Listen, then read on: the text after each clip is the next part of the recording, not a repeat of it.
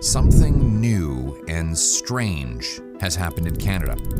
Canada is sitting on probably one of the largest housing bubbles of all times. Your question about the opposition message resonating with Canadians, where I think their strategy is coming from, is to recognize that there's real anxiety in communities. And I think every party, every member of parliament who represents a community, if you talk to people, young people in particular, it's clear that there are real concerns around people's inability to find a place to live that they can actually afford, both when you're dealing with low-income families who benefit from affordable housing programs, but more broadly, middle-class and working-class Canadians as well, in increasing numbers, particularly on the heels of the pandemic.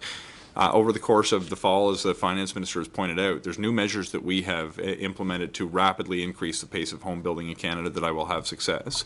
But where I have challenges with Mr. Poilievre's strategy, he seems content to tap into the anxiety of Canadians without putting forward a plan that's actually going to help them.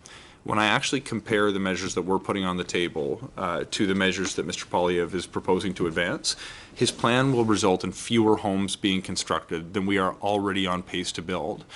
Moreover, I don't like the way he demeans people who can't afford a home. I don't like the way he describes co-op housing as Soviet-style housing. I don't like the way that he calls a small and modest home in Niagara a shack for promotional purposes. I don't like the way he uses homeless people as props on his social media accounts.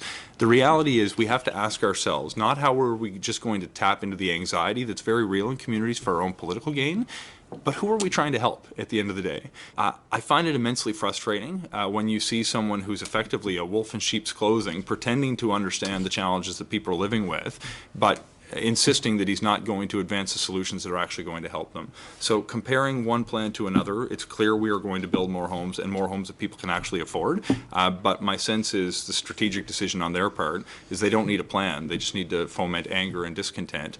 But I can tell you the frustration is real, but the difference will be made when we actually put a plan forward that's going to address people's anxieties rather than to capitalize on them for political gain.